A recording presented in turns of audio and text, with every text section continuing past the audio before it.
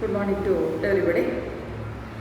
ಸಾಮಾಜಿಕ ಪರಿವರ್ತನೆಯ ವ್ಯವಸ್ಥೆಯನ್ನು ಕುರಿತು ಅಧ್ಯಯನ ಮಾಡ್ತಾ ಇದ್ವಿ.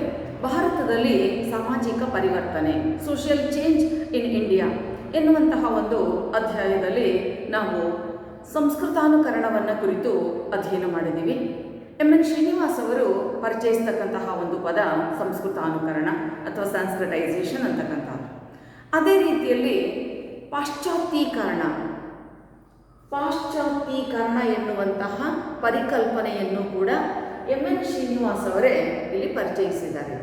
ಅವರ ಕೃತಿ social change in modern India ಎನ್ನುವಂತಹ ಕೃತಿಯ ಮೂಲಕ ಅವರು ಪಾಶ್ಚಾತ್ಯೀಕರಣ ಅಂತಕ್ಕಂತಹ ಒಂದು ಪರಿಕಲ್ಪನೆಯನ್ನು ಇಲ್ಲಿ ಪರಿಚಯಿಸಿದ್ದಾರೆ. ಬಹಳ ಮುಖ್ಯವಾಗಿ ಇದು ಬಾಹ್ಯ ಮೂಲದ ಪರಿವರ್ತನೆಯನ್ನು ಸೂಚಿಸುತ್ತೆ. ನೋಡಿ, ನಾವು ಬದಲಾವಣೆಗಳನ್ನು ಎರಡು ಭಾಗಗಳಲ್ಲಿ ನೋಡ್ತೀವಿ ಅಂಥೇಳಿ ಕಳೆದ ತರಗತಿಯಲ್ಲಿ ಗಮನಿಸಿದ್ದೀವಿ.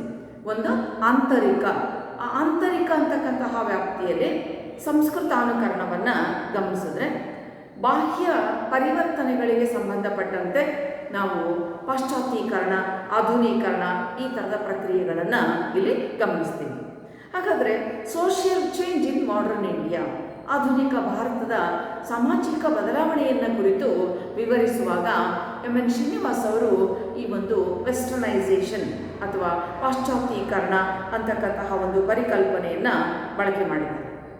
ಇದು ವಿಶೇಷವಾಗಿ ಭಾರತೀಯ ಸಮಾಜದಲ್ಲಿ ಬ್ರಿಟಿಷರ ಒಂದು ಪ್ರಭಾವ, ಬ್ರಿಟಿಷರ ಆಳ್ವಿಕೆ, ಆ ಆಳ್ವಿಕೆಯ ಅವಧಿಯಲ್ಲಿ ಕಂಡುಬಂದಂತಹ ಪರಿವರ್ತನೆಗಳನ್ನು ಸೂಚಿಸುವಾಗ ಅವರು ಈ ಒಂದು ಕಾನ್ಸೆಪ್ಟನ್ನು, ಈ ಒಂದು ಪರಿಕಲ್ಪನೆಯನ್ನು ಇಲ್ಲಿ ಮುಖ್ಯವಾಗಿ ಬಳಸಿದ್ದಾರೆ.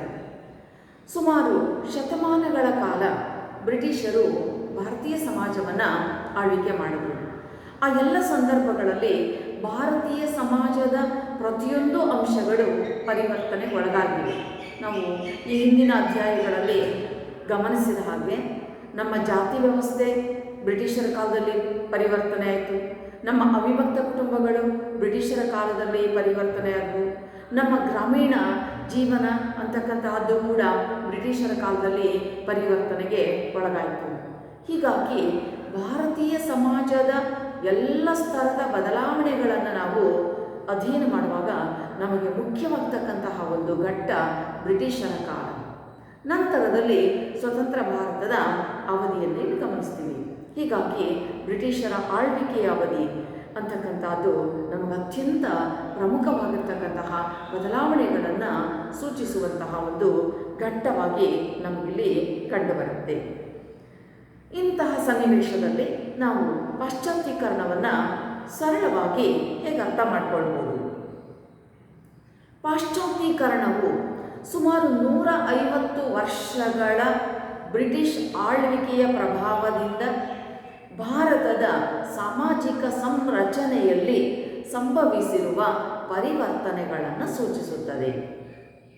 ಭಾರತದಲ್ಲಿ ಸುಮಾರು 150 ವರ್ಷಗಳಿಗೂ ಅಧಿಕ ಕಾಲ ಬ್ರಿಟಿಷರ ಆಳ್ವಿಕೆ, ಅವರ ಆಳ್ವಿಕೆಯ ಸಂದರ್ಭದಲ್ಲಿ ಅದರ ಪ್ರಭಾವದಿಂದ ಭಾರತದ ಸಾಮಾಜಿಕ ಸಂರಚನೆಯಲ್ಲಿ ಪರಿವರ್ತನೆಗಳು ಆಗ್ತಾ ಬಂತು. ಸಂರಚನೆಯಲ್ಲಿ ಪರಿವರ್ತನೆಗಳು ಆಗುವಂತಹದ್ದನ್ನು ಸೂಚಿಸ್ತಕ್ಕಂಥದ್ದೇ ಪಾಶ್ಚಾತ್ಯೀಕರಣ ಆಗುತ್ತೆ. ಹಾಗಾದರೆ ಭಾರತೀಯರ ಎಲ್ಲ ಜೀವನದ ಕ್ಷೇತ್ರಗಳನ್ನು ಈ ಒಂದು ಬ್ರಿಟಿಷ್ ಆಳ್ವಿಕೆ ಅಂತಕ್ಕಂಥದ್ದು ಪ್ರಭಾವಿಸಿತು. ಬದಲಾವಣೆಗಳಾಗೋದಕ್ಕೆ ಅವಕಾಶವನ್ನು ಇಲ್ಲಿ ಅದು ಮಾಡಿಕೊಡ್ತಾ ಹೋಯಿತು.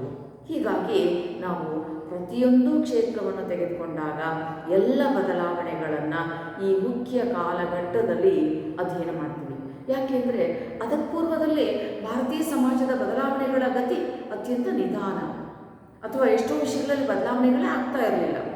ಆದರೆ ಬ್ರಿಟಿಷರ ಆಳ್ವಿಕೆ ಯಾವಾಗ ಶುರುವಾಯಿತು, ಅವರ ಪ್ರಭಾವ ಯಾವಾಗ ಹೆಚ್ಚುತ್ತಾ ಹೋಯಿತು, ಭಾರತೀಯರ ಎಲ್ಲ ಜೀವನ ಕ್ರಮದಲ್ಲಿ, ಅವರ ಎಲ್ಲ ಕ್ಷೇತ್ರಗಳಲ್ಲಿ, ಸಂಸ್ಥೆಗಳಲ್ಲಿ, ಸಂಘಟನೆಗಳಲ್ಲಿ ಎಲ್ಲವೂ ಕೂಡ ಬದಲಾವಣೆಗೆ ಒಳಪಡ್ತಾ ಹೋಯಿತು ಅನ್ನುವಂಥದ್ದನ್ನು ನಾವಿಲ್ಲಿ ಮುಖ್ಯವಾಗಿ ಗಮನಿಸುತ್ತೀವಿ. ಈ ರೀತಿ ಪಾಶ್ಚಾತ್ಯೀಕರಣ ಅಂತಕ್ಕಂಥದ್ದು ಬ್ರಿಟಿಷರ ಆಳ್ವಿಕೆಯ ಅವಧಿಯಲ್ಲಿ ಭಾರತೀಯ ಸಮಾಜದ ಸಂರಚನೆಯಲ್ಲಿ ಆದಂತಹ ಒಂದು ಪರಿವರ್ತನೆಯನ್ನು ಸೂಚಿಸುತ್ತದೆ. ಇಂತಹ ಪಾಶ್ಚಾತ್ಯೀಕರಣ ಹೀಗೆ ಪರಿವರ್ತನೆಯನ್ನು ಸೂಚಿಸುತ್ತೆ.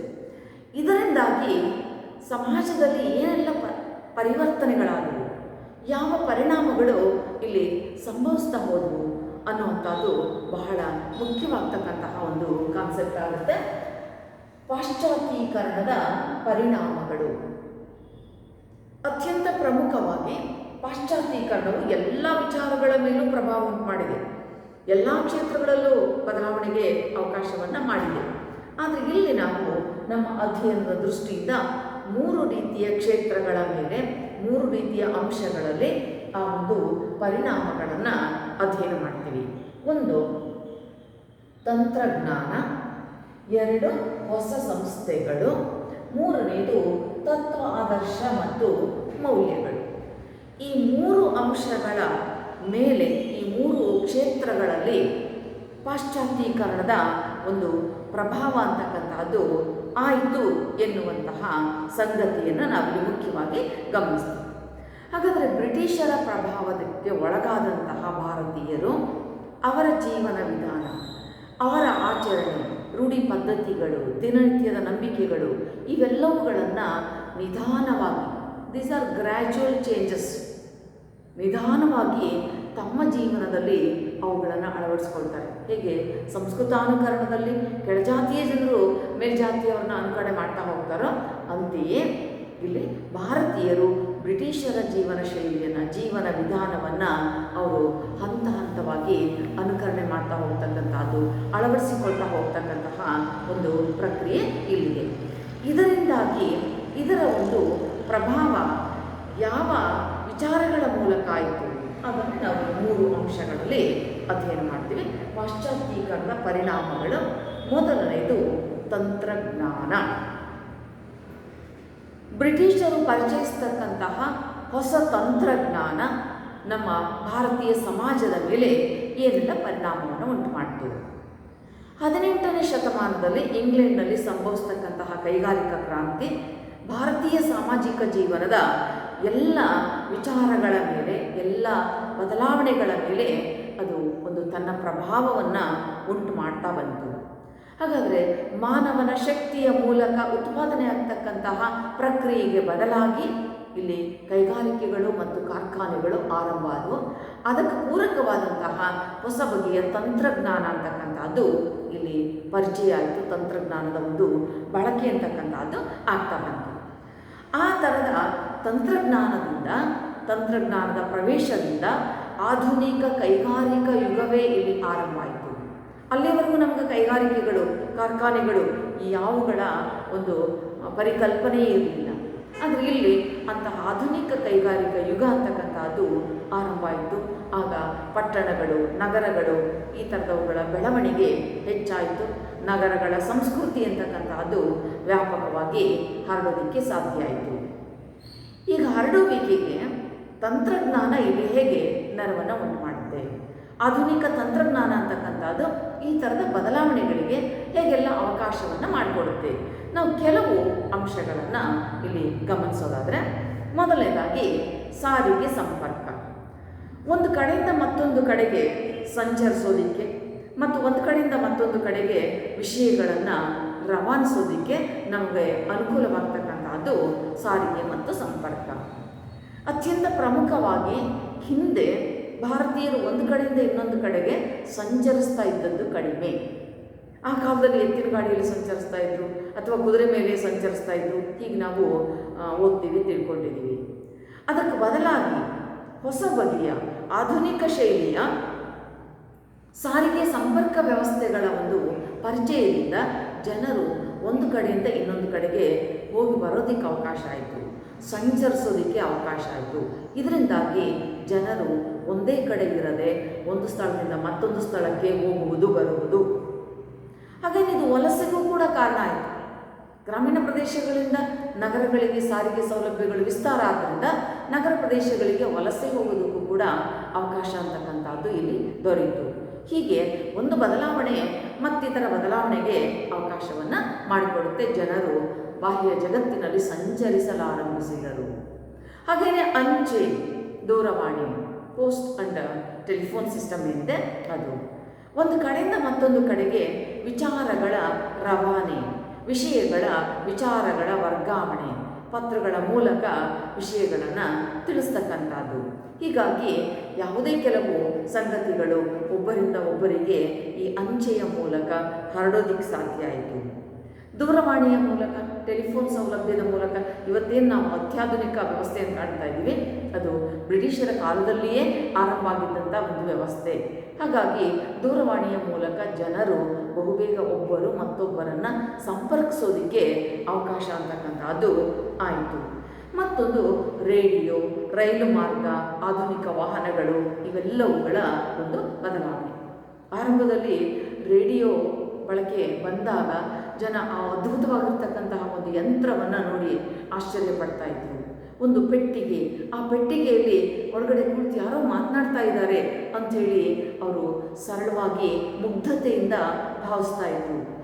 ಆ ಒಂದು ಮುಗ್ಧತೆ ಮುಂದೆ ಅವರಿಗೆ ಮನವರಿಕೆ ಆದಂತೆ ಪ್ರತಿಯೊಬ್ಬರು ರೇಡಿಯೋ ಕಾರ್ಯಕ್ರಮಗಳ ಕಡೆಗೆ ಆಕರ್ಷಿತರಾಗ್ತಾರೆ. ಅಲ್ಲಿ ಸಂಗೀತ ಕೇಳ್ತಾರೆ, ಸಾಹಿತ್ಯಿಕ ಕಾರ್ಯಕ್ರಮಗಳನ್ನು ಕೇಳ್ತಾರೆ, ವ್ಯವಸಾಯಕ್ಕೆ ಸಂಬಂಧಪಟ್ಟಂತಹ ಮಾಹಿತಿಯನ್ನು ಪಡ್ಕೋತಾರೆ. ಇದು ಅವರಲ್ಲಿ ಸಾಕಷ್ಟು ಪರಿವರ್ತನೆಗಳನ್ನು ಉಂಟು ಮಾಡೋದಕ್ಕೆ ಅವಕಾಶ ಅಂತಕ್ಕಂಥದ್ದು ಆಯಿತು. ಮತ್ತು ಇವೆಲ್ಲವುಗಳು ಒಂದಕ್ಕೊಂದು ಪೂರಕವಾಗುತ್ತವೆ. ಆ ಒಂದಕ್ಕೊಂದು ಪೂರಕವಾಗುತ್ತಾ ಹೋದಂತೆ ಜನಜೀವನದಲ್ಲಿ ಪರಿವರ್ತನೆ, ಜನರಲ್ಲಿ ಸಾಕಷ್ಟು ಹೊಸ ಹೊಸ ಬಗೆಯ ಬದಲಾವಣೆಗಳು, ನಂಬಿಕೆಗಳು, ಈ ಎಲ್ಲವುಗಳ ಒಂದು ಪ್ರಭಾವ ಅಂತಕ್ಕಂಥದ್ದು ಅಲ್ಲಿ ಹೆಚ್ಚಾಗೋದಕ್ಕೆ ಸಾಧ್ಯ ಅಂತಕ್ಕಂಥದ್ದು ಆಗುತ್ತೆ. ಹಾಗೆಯೇ ಆಧುನಿಕ ತಂತ್ರಜ್ಞಾನ ಅಂತಕ್ಕಂಥದ್ದು ವ್ಯವಸಾಯ ಕ್ಷೇತ್ರವನ್ನು ಪ್ರವೇಶಿಸುತ್ತೆ, ಅಡುಗೆ ಮನೆಯನ್ನು ಪ್ರವೇಶಿಸುತ್ತೆ. ಹಂತ ಹಂತವಾಗಿ ನಮ್ಮ ಗ್ರಾಮೀಣ ಜನರು ಅನೇಕ ಬದಲಾವಣೆಗಳನ್ನು ಮಾಡ್ಕೊಳ್ತಾರೆ. ಇವತ್ತು ನಾವೇನು ಅತ್ಯಾಧುನಿಕ ಶೈಲಿಯ ಬದಲಾವಣೆಗಳನ್ನು ಕಾಣ್ತಾ ಇದ್ದೀವಿ, ಅವೆಲ್ಲವುಗಳ ಪ್ರೇರಣೆ ಬ್ರಿಟಿಷರ ಕಾಲ, ಬ್ರಿಟಿಷರ ಆಳ್ವಿಕೆಯ ಒಂದು ಪ್ರಭಾವದಲ್ಲಿ ನಮಗೆ ದೊರೆತಂತಹ ಒಂದು ಸಂಗತಿಗಳು ಆಗಿತ್ತು. ಹೀಗಾಗಿ ತಂತ್ರಜ್ಞಾನದ ಒಂದು ಪರಿಚಯ, ಕೈಗಾರಿಕೆಗಳು ಮತ್ತು ಕಾರ್ಖಾನೆಗಳ ಪ್ರಭಾವದಿಂದ ವಸ್ತುಗಳ ಉತ್ಪಾದನೆಯಲ್ಲಿ ಬದಲಾವಣೆಗಳಾಯಿತು. ನಮ್ಮ ಗೃಹ ಕೈಗಾರಿಕೆಗಳ ಮೇಲೆ ಅದರ ಒಂದು ಪ್ರಭಾವ ಅಂತಕ್ಕಂಥದ್ದಾಯಿತು. ಆಧುನಿಕ ನಾಜೂಕಿನ ವಸ್ತುಗಳ ಕಡೆಗೆ ಜನರು ಆಕರ್ಷಿತರಾಗೋದಕ್ಕೆ ಅವಕಾಶ ಆಯಿತು. ಇದೆಲ್ಲ ಕೆಲವೇ ವರ್ಷಗಳಲ್ಲಿ ಆದಂತಹ ಬದಲಾವಣೆ ಆಗಿಲ್ಲದೆ ಹೋದರೂ ಕೂಡ, ನಿಧಾನವಾಗಿ ಸಾಕಷ್ಟು ಸಮಯವನ್ನು ತೆಗೆದುಕೊಂಡರೂ ಕೂಡ ವ್ಯಾಪಕವಾದಂತಹ ಒಂದು ಬದಲಾವಣೆಗಳಿಗೆ ಅವಕಾಶವನ್ನು ಮಾಡಿಕೊಡುವಂತಹ ಸಂದರ್ಭ ಅಂತಕ್ಕಂಥದ್ದು ಇಲ್ಲಿ ಕಂಡುಬಂತು. ಈ ರೂಪದಲ್ಲಿ ನಾವು ತಂತ್ರಜ್ಞಾನದ ಒಂದು ಪ್ರಭಾವವನ್ನು ನೋಡ್ತೀವಿ. ಮತ್ತೊಂದು ಭಾಗದಲ್ಲಿ ಹೊಸ ಸಂಸ್ಥೆಗಳು, ಹೊಸ ಸಂಘ ಸಂಸ್ಥೆಗಳ ಒಂದು ಉದಯ ಅಥವಾ ಅವುಗಳ ಒಂದು ಆರಂಭ ಆಗ್ತಕ್ಕಂತಹದ್ದು. ಇದು ನಮ್ಮ ಸಾಂಸ್ಕೃತಿಕ ಕ್ಷೇತ್ರದಲ್ಲಿ ಸಾಕಷ್ಟು ಪರಿವರ್ತನೆಗಳನ್ನು ಉಂಟು ಮಾಡೋದಕ್ಕೆ ಅವಕಾಶ ಅಂತಕ್ಕಂಥದ್ದು ಆಯಿತು. ಇಲ್ಲಿ ನಾವು ಒಂದೆರಡು ಉದಾಹರಣೆಗಳನ್ನು ತಗೊಳ್ಳೋದಾದರೆ, ಆಧುನಿಕ ಶೈಲಿಯ ಶಾಲಾ ಕಾಲೇಜುಗಳು ಅಥವಾ ಶಾಲಾ ಶಿಕ್ಷಣ ಅಂತಕ್ಕಂಥದ್ದು ಆರಂಭ ಆಯಿತು. ಅಲ್ಲಿವರೆಗೂ ಭಾರತೀಯ ಸಮಾಜದಲ್ಲಿದ್ದಂತಹ ವ್ಯವಸ್ಥೆ ಏನು? ಅನೌಪಚಾರಿಕವಾದಂಥ ಶಿಕ್ಷಣ. ತೀರಾ ಪುರಾತನ ಕಾಲಕ್ಕೆ ಹೋದರೆ ನಾವು ಗುರುಕುಲ ಮಾದರಿಯ ಶಿಕ್ಷಣ ಇತ್ತು ಅಂಥೇಳಿ ಅಧ್ಯಯನ ಮಾಡ್ತೀವಿ. ಅಲ್ಲಿ ಜೀವನ ಶಿಕ್ಷಣ, ಸಾಮಾಜಿಕ ಶಿಕ್ಷಣ, ಅನೌಪಚಾರಿಕ ಶಿಕ್ಷಣ, ಇನ್ಫಾರ್ಮಲ್ ಟೈಪ್ ಆಫ್ ಎಜುಕೇಷನ್ ಅಷ್ಟೇ ಇತ್ತು, ಅಷ್ಟೇ ಸಾಕಾಗ್ತಾ ಇತ್ತು. ಉದಾಹರಣೆಗೆ ವ್ಯವಸಾಯ ಮಾಡ್ತಕ್ಕಂತಹ ತಂದೆ ಕೆಲಸವನ್ನು ನೋಡ್ತಾನೆ ಮಗ ವ್ಯವಸಾಯದ ಕಲೆಯನ್ನು ಕಲಿತ್ಕೊಳ್ತಾ ಇದ್ದ. ಇದು ಅನೌಪಚಾರಿಕವಾಗಿ ಸಾಧ್ಯ ಆಗ್ತಾ ಇತ್ತು. ಆದರೆ ಬ್ರಿಟಿಷರ ಪ್ರಭಾವದಿಂದ, ಹೊಸ ಶೈಕ್ಷಣಿಕ ವ್ಯವಸ್ಥೆಗಳ ಒಂದು ಪರಿಚಯದಿಂದ ಇಲ್ಲೇನಾಯಿತು, ಔಪಚಾರಿಕ ಶಿಕ್ಷಣ ಸಂಸ್ಥೆಗಳು ಅಂತಕ್ಕಂಥವುಗಳು ಆರಂಭ ಆದವು. ಫಾರ್ಮಲ್ ಟೈಪ್ ಆಫ್ ಎಜುಕೇಷನ್, ಔಪಚಾರಿಕ ಶಿಕ್ಷಣ ಸಂಸ್ಥೆಗಳು ಇಲ್ಲಿ ಆರಂಭ ಆದವು. ಅದರಿಂದಾಗಿ ಇಲ್ಲಿ ಶಾಲೆಗಳು, ಕಾಲೇಜುಗಳು, ತಾಂತ್ರಿಕ ಶಿಕ್ಷಣ ಘಟಕಗಳು, ಸಂಶೋಧನಾ ಕೇಂದ್ರಗಳು, ವಿಶ್ವವಿದ್ಯಾನಿಲಯಗಳು, ಆಂಗ್ಲ ಶಿಕ್ಷಣ ಇವೆಲ್ಲವುಗಳ ಒಂದು ಪ್ರಭಾವ ಅಂತಕ್ಕಂಥದ್ದು ಆಯಿತು. ಇದು ಶಿಕ್ಷಣ ಕ್ಷೇತ್ರ ಒಂದರಲ್ಲೇ. ಔಪಚಾರಿಕ ಶಿಕ್ಷಣದಿಂದ ಶಾಲೆ ಕಾಲೇಜುಗಳು, ತಾಂತ್ರಿಕ ಶಿಕ್ಷಣ ಸಂಸ್ಥೆಗಳು, ವಿಶ್ವವಿದ್ಯಾನಿಲಯಗಳು, ಉನ್ನತ ಮಟ್ಟದ ಶಿಕ್ಷಣ ಕೇಂದ್ರಗಳು ಇವೆಲ್ಲವೂ ಆರಂಭ ಆದವು. ಇವೆಲ್ಲವೂ ಆರಂಭ ಆದವು ಅಂತ ಹೇಳಿದ್ರೆ ಇವುಗಳು ಜನರಿಗೆ ಔಪಚಾರಿಕ ಮಾದರಿಯ ಶಿಕ್ಷಣವನ್ನು ನೀಡತೊಡಗಿದವು. ಅದು ನಮ್ಮ ಜ್ಞಾನವನ್ನು ಹೆಚ್ಚಿಸುವುದರ ಜೊತೆಗೆ ನಮಗೆ ಉದ್ಯೋಗದ ಅವಕಾಶಗಳನ್ನು ಸೃಷ್ಟಿಸಿತು. ಹಾಗಾಗಿ ಆ ಔಪಚಾರಿಕ ಶಿಕ್ಷಣವನ್ನು ಪಡ್ಕೊಳ್ತಕ್ಕಂಥ ಜನರು ಗ್ರಾಮಗಳಿಂದ ನಗರಗಳಿಗೆ ವಲಸೆ ಬರೋದಕ್ಕೆ ಶುರು ಮಾಡಿದ್ರು. ಎಲ್ಲಿ ಶಿಕ್ಷಣ ಸಿಗ್ತಾ ಇತ್ತು ಅಲ್ಲಿ ಪಡ್ಕೊಳ್ಳೋದಕ್ಕೆ ಶುರು ಮಾಡಿದ್ರು. ಮುಂದೆ ಉದ್ಯೋಗ ಅವಕಾಶಗಳನ್ನು ದೊರಕಿಸಿಕೊಂಡ್ರು. ನೋಡಿ, ಇಲ್ಲೊಂದು ಬದಲಾವಣೆಗೆ ಕಾರಣ ಆಗುತ್ತೆ. ವಲಸೆ, ಗ್ರಾಮಗಳಿಂದ ನಗರಗಳಿಗೆ ವಲಸೆ ಪ್ರಮಾಣ ಹೆಚ್ಚಾಗೋದಕ್ಕೆ ಈ ಒಂದು ಶಿಕ್ಷಣ ಸಂಸ್ಥೆಗಳು ಕಾರಣ ಆಗ್ತವೆ. ಅಥವಾ ಇದರಿಂದ ಸ್ತ್ರೀಯರ ಸ್ಥಾನಮಾನಗಳಲ್ಲಿ ಪರಿವರ್ತನೆಗಳಾಗ್ತವೆ, ಅಥವಾ ಇದರಿಂದ ಜಾತಿ ಪದ್ಧತಿಯಲ್ಲಿ ಪರಿವರ್ತನೆಗಳಾಗ್ತದೆ, ಅಥವಾ ಇದರಿಂದ ಅವಿಭಕ್ತ ಕುಟುಂಬಗಳ ಮೇಲೆ ಪ್ರಭಾವ ಅಂತಕ್ಕಂಥದ್ದು ಆಗುತ್ತೆ. ಹೀಗೆ ಆ ಒಂದು ಹೊಸ ಸಂಸ್ಥೆಗಳ ಭಾಗದಲ್ಲಿ ಶೈಕ್ಷಣಿಕ ಸಂಸ್ಥೆ ಅಂತಕ್ಕಂಥದ್ದು ಇಲ್ಲಿ ಸಾಕಷ್ಟು ಬದಲಾವಣೆಗೆ ಅವಕಾಶವನ್ನು ಮಾಡಿಕೊಡ್ತು ಅಂಥದ್ದೊಂದು ಪರಿಣಾಮ ಇಲ್ಲಿ ಆಯಿತು. ಮತ್ತೊಂದು ಕಾನೂನು, ನ್ಯಾಯಾಲಯ, ಪೊಲೀಸ್ ವ್ಯವಸ್ಥೆ ಇವುಗಳ ಒಂದು ಪ್ರಭಾವ. ಅಲ್ಲಿಯವರೆಗೂ ನಮ್ಮ ಗ್ರಾಮೀಣ ಭಾರತದಲ್ಲಿ ಜಾತಿ ಪಂಚಾಯಿತಿಗಳಿದ್ದವು. ಹಳ್ಳಿಯ ಜನರು ತಮಗೆ ಎದುರಾಗ್ತಕ್ಕಂಥ ಸಮಸ್ಯೆಗಳನ್ನು ಅಥವಾ ತಮ್ಮಲ್ಲಿ ತಲೆದೋರ್ತಕ್ಕಂತಹ ಸಮಸ್ಯೆಗಳನ್ನು ತಮ್ಮ ಗ್ರಾಮಗಳ ಮಟ್ಟದಲ್ಲಿಯೇ ಜಾತಿ ಪಂಚಾಯಿತಿಗಳ ಮೂಲಕ ಅವರು ಬಗೆಹರಿಸ್ಕೊತಾ ಇದ್ರು. ಅದರಲ್ಲಿ ಹೊಸದಾಗಿ ಬ್ರಿಟಿಷರ ಆಳ್ವಿಕೆಯಲ್ಲಿ ಕಾನೂನು, ನ್ಯಾಯಾಲಯ, ಪೊಲೀಸ್ ವ್ಯವಸ್ಥೆ, ವಕೀಲರು ಇವರೆಲ್ಲರ ಒಂದು ವ್ಯವಸ್ಥೆ ಆರಂಭ ಆಯಿತು. ಇದರಿಂದಾಗಿ ಜಾತಿ ಪಂಚಾಯಿತಿಗಳಲ್ಲಿ ಸರಳವಾಗಿ ಕಡಿಮೆ ಖರ್ಚಿನಲ್ಲಿ ಅಥವಾ ಎಷ್ಟೋ ಸಾರಿ ಖರ್ಚಿಲ್ಲದೆ ನ್ಯಾಯವನ್ನು ಪಡ್ಕೊಳ್ತಾ ಇದ್ದಂತಹ ಜನರು ಇಲ್ಲಿ ನಗರಗಳಿಗೆ ಹೋಗಬೇಕಾಯಿತು, ವಕೀಲರನ್ನು ಸಂಪರ್ಕಿಸಬೇಕಾಯಿತು, ಅಥವಾ ನ್ಯಾಯಾಲಯದ ಮೊರೆ ಹೋಗಬೇಕಾಯಿತು, ಕಾನೂನಿನ ಪರಿಚಯವನ್ನು ಮಾಡಿಕೊಳ್ಬೇಕಾಯಿತು.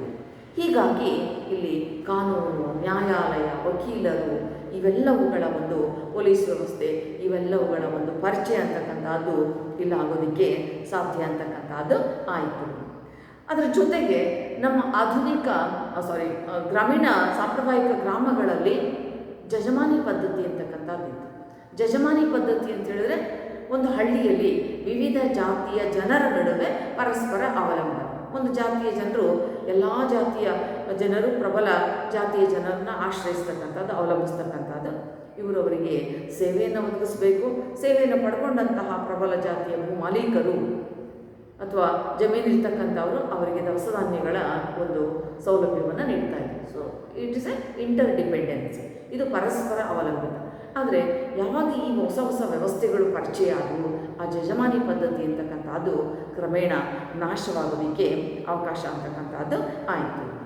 ಇದರ ಜೊತೆಗೆ ವ್ಯಾಪಾರಿ ಕೇಂದ್ರಗಳು, ಬ್ಯಾಂಕುಗಳು, ವಿಮಾ ಕೇಂದ್ರಗಳು, ಹೊಸ ಬಗೆಯ ಲೆಕ್ಕಾಚಾರದ ನಮೂನೆಗಳು ಇವೆಲ್ಲವೂ ಕೂಡ ಇಲ್ಲಿ ಹಂತವಾಗಿ ಆರಂಭವಾಗ್ತವೆ. ಅಂದರೆ ಅದುವರೆಗೂ ಹಳ್ಳಿಗಳಲ್ಲಿ ಶ್ರೀಮಂತರು ಬಡವರು ಇವರ ನಡುವೆ ಒಂದು ಮೌಖಿಕವಾಗಿರ್ತಕ್ಕಂತಹ ವ್ಯವಹಾರಗಳು ನಡೀತಾ ಇತ್ತು. ಆದರೆ ಇಲ್ಲಿ ಬ್ಯಾಂಕ್ಗಳ ಸ್ಥಾಪನೆ ಆಯಿತು, ಅಧಿಕೃತವಾಗಿರ್ತಕ್ಕಂತಹ ಸಂಘಟನಾ ವ್ಯವಸ್ಥೆಗಳು ಸ್ಥಾಪನೆ ಆಯಿತು. ಇವುಗಳ ಮೂಲಕ ವಾಣಿಜ್ಯ, ವ್ಯಾಪಾರ ಚಟುವಟಿಕೆಗಳು ಬ್ಯಾಂಕ್ಗಳ ಮೂಲಕ ಆರಂಭ ಆದವು. ಜನರು ತಮ್ಮ ಭದ್ರತೆಗಾಗಿ ವಿಮಾ ಒಂದು ಪಾಲಿಸಿಗಳನ್ನು ಮಾಡಿಕೊಳ್ತಕ್ಕಂತಹ ಬದಲಾವಣೆಗೆ ಒಳಪಟ್ಟರು. ಹಾಗೆಯೇ ಮುಂದುವರೆದು ಅವರ ಆರೋಗ್ಯಕ್ಕೆ ಸಂಬಂಧಪಟ್ಟಂತೆ ಆಸ್ಪತ್ರೆಗಳ ಒಂದು ಉದಯ ಕೂಡ ಆಯಿತು. ಅಲ್ಲಿವರೆಗೂ ಮೊದಲೇನಿತ್ತು, ನಮ್ಮ ಹಳ್ಳಿಗಳಲ್ಲಿ ಗಿಡಮೂಲಿಕೆಗಳ ನೆರವಿನಿಂದ ಔಷಧೋಪಚಾರವನ್ನು ನೀಡ್ತಕ್ಕಂತಹ ಆಯುರ್ವೇದ ಒಂದು ವ್ಯವಸ್ಥೆ ಇತ್ತು. ಯಾವಾಗ ಬ್ರಿಟಿಷರ ಪ್ರಭಾವ ಆಯಿತು, ಅವರು ಅತ್ಯಾಧುನಿಕ ಮಾದರಿಯ ಆಸ್ಪತ್ರೆಯ ಸೌಲಭ್ಯಗಳನ್ನು ವಿಸ್ತರಿಸಿದರು. ವೈದ್ಯರು ಅಥವಾ ನರ್ಸ್ಗಳು ಈ ವ್ಯವಸ್ಥೆ. ಇದರಿಂದಾಗಿ ಗ್ರಾಮೀಣ ಜನರಿಗೆ ಆರೋಗ್ಯದ ಒಂದು ವಿಚಾರಕ್ಕೆ ಸಂಬಂಧಪಟ್ಟಂತೆ ಹೆಚ್ಚು ಮಾಹಿತಿಗಳನ್ನು ಪಡ್ಕೊಳ್ಳೋದಕ್ಕೆ ಅವಕಾಶ ಆಯಿತು. ಸಾಂಕ್ರಾಮಿಕ ರೋಗಗಳು ಬಂದಾಗ ಚುಚ್ಚುಮದ್ದನ್ನು ಪಡೆಯೋದಕ್ಕೆ ಇಲ್ಲಿ ಅವಕಾಶಗಳು ಅಂತಕ್ಕಂಥದ್ದು ಸಿಗ್ತಾ ಬಂತು.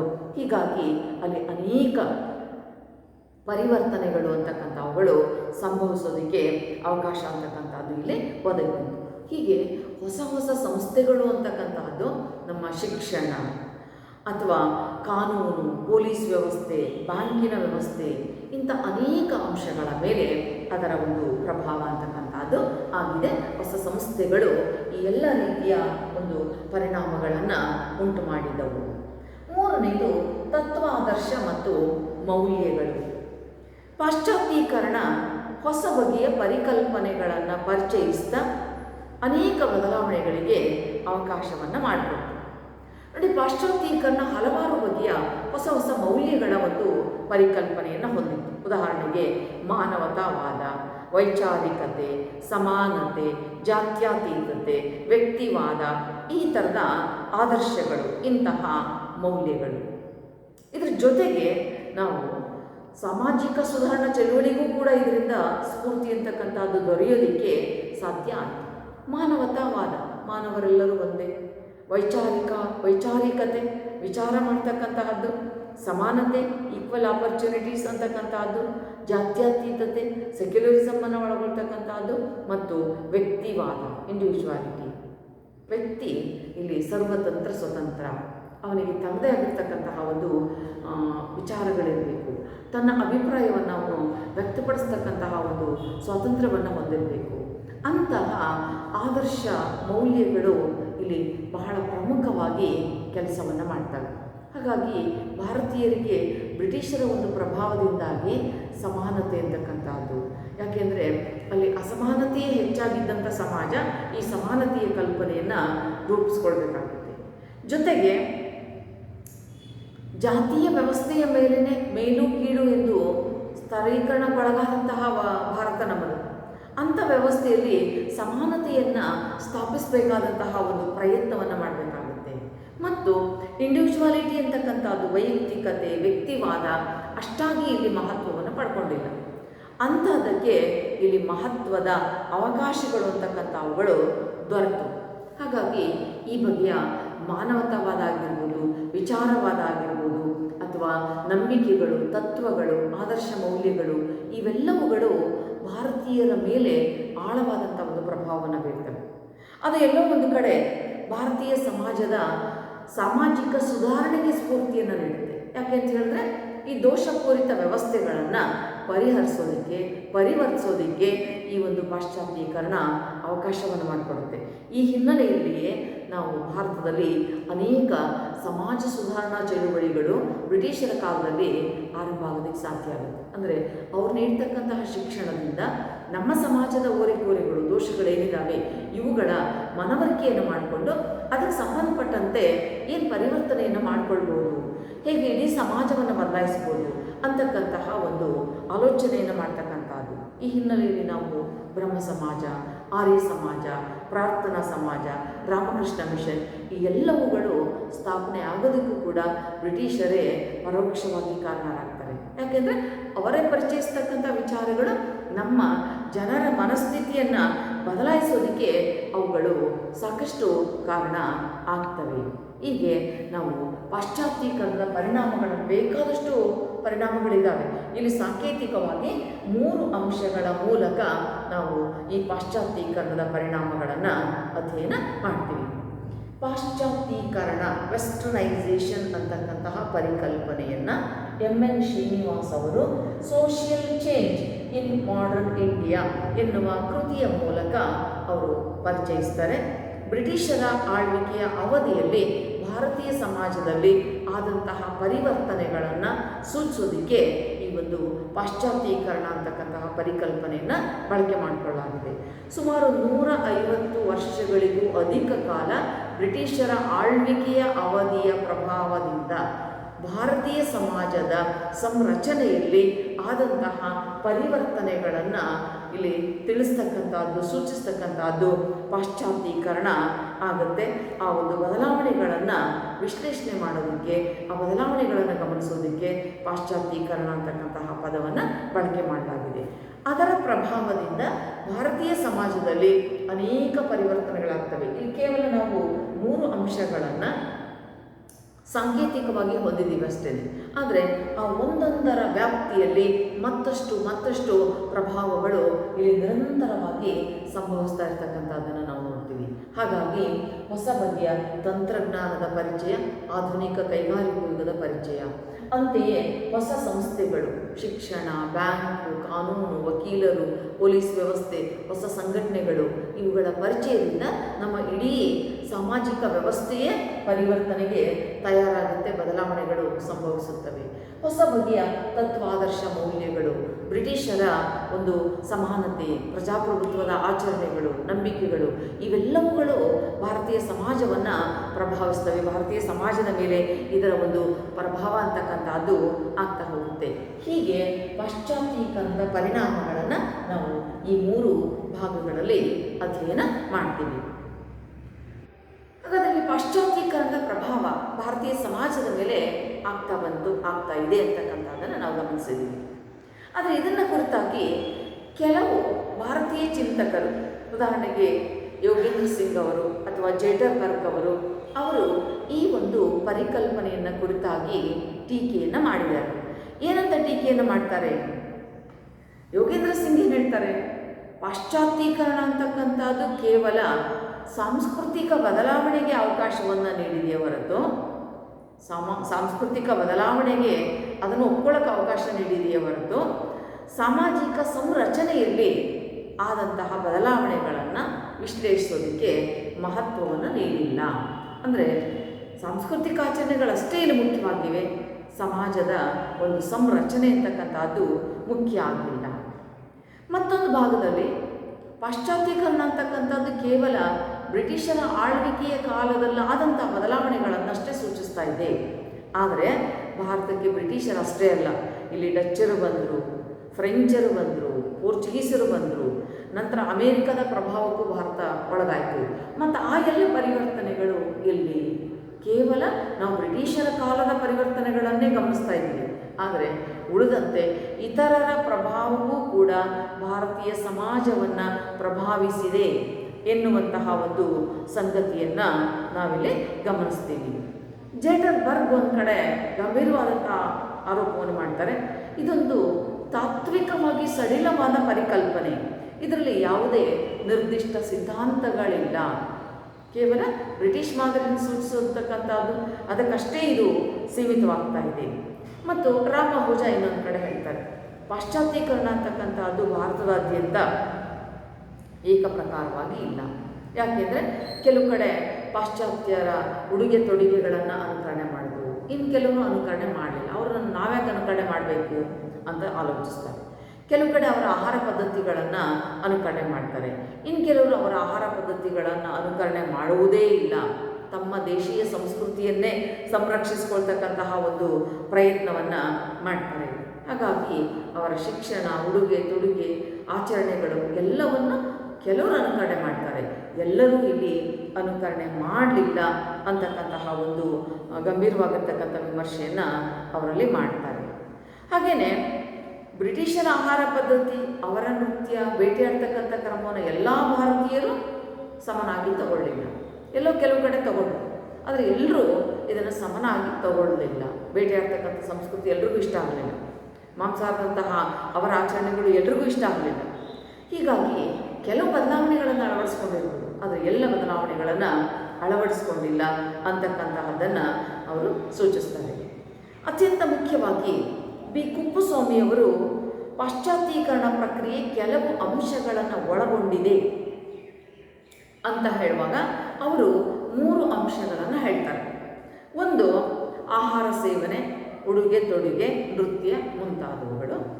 ಎರಡನೇದು ಸಾಹಿತ್ಯ, ವಿಜ್ಞಾನ ಮುಂತಾದ ಜ್ಞಾನದ ಅಂಶಗಳು. ಮೂರನೇದು ಸಮಾನತೆ, ವೈಚಾರಿಕತೆ, ಈ ಥರದ ವ್ಯಕ್ತಿವಾದದ ಈ ಅಂಶಗಳು. ಈ ತರಹದ ಕ್ಷೇತ್ರಗಳಲ್ಲಿ ಹೆಚ್ಚು ಪರಿವರ್ತನೆಗಳು ಆಯಿತು ಅಂತಕ್ಕಂಥದ್ದನ್ನು ಅವರು ಹೇಳ್ತಾರೆ. ಈಗ ಇವತ್ತಿಗೂ ನಾವು ಬ್ರಿಟಿಷರ ಶೈಲಿಯ ಆಹಾರ ಪದ್ಧತಿಯನ್ನು ಅಳವಡಿಸ್ಕೊಂಡಿದ್ದೀವಿ. ಆಹಾರ ಸೇವನೆಯಲ್ಲಿ ಅವರ ಎಷ್ಟೋ ಭಾಗಗಳನ್ನು ನಾವು ಅಳವಡಿಸ್ಕೊಂಡಿದ್ದೀವಿ. ಉಡುಗೆ ತೊಡುಗೆ ನೃತ್ಯಗಳಲ್ಲಿ ಅವರ ಒಂದು ಪ್ರಭಾವ ಅಂತಕ್ಕಂಥದ್ದು ಆಗಿದೆ. ಭಾರತೀಯರ ಉಡುಪು ಧರಿಸುವ ರೀತಿಯಲ್ಲಿ ಯಥೇಚ್ಛವಾಗಿರ್ತಕ್ಕಂತಹ ಪ್ರಭಾವಕ್ಕೆ ಒಳಗಾಗಿದ್ದರೆ ಬ್ರಿಟಿಷರ ಶೈಲಿಯನ್ನು ನಾವು ಬಹಳವಾಗಿ ಅನುಸರಿಸ್ತಕ್ಕಂಥದ್ದು ಇವತ್ತಿಗೂ ಕೂಡ ಕಾಣ್ತಾ ಇದೆ. ಮತ್ತೊಂದು, ಜ್ಞಾನಕ್ಕೆ ಸಂಬಂಧಪಟ್ಟಂತೆ ಸಾಹಿತ್ಯ ಆಗಿರ್ಬೋದು, ವಿಜ್ಞಾನ ಆಗಿರ್ಬೋದು, ಈ ವಿಚಾರಗಳ ಒಂದು ಪ್ರಭಾವ ಅಂತಕ್ಕಂಥದ್ದು ಇಲ್ಲಿ ಆಗಿದೆ. ನಾವು ಶೇಕ್ಸ್ಪಿಯರ್ ಕೃತಿಗಳನ್ನು ಎಲ್ಲ ಭಾರತೀಯರು ಬಹಳ ಮುಖ್ಯ ಅಂತೇಳಿ ಭಾವಿಸಿ ಓದ್ತೀವಿ. ಅಂದರೆ ಅವರ ಸಾಹಿತ್ಯಿಕ ಕೃತಿಗಳು ನಮಗೆ ಮುಖ್ಯ ಆಗ್ತವೆ.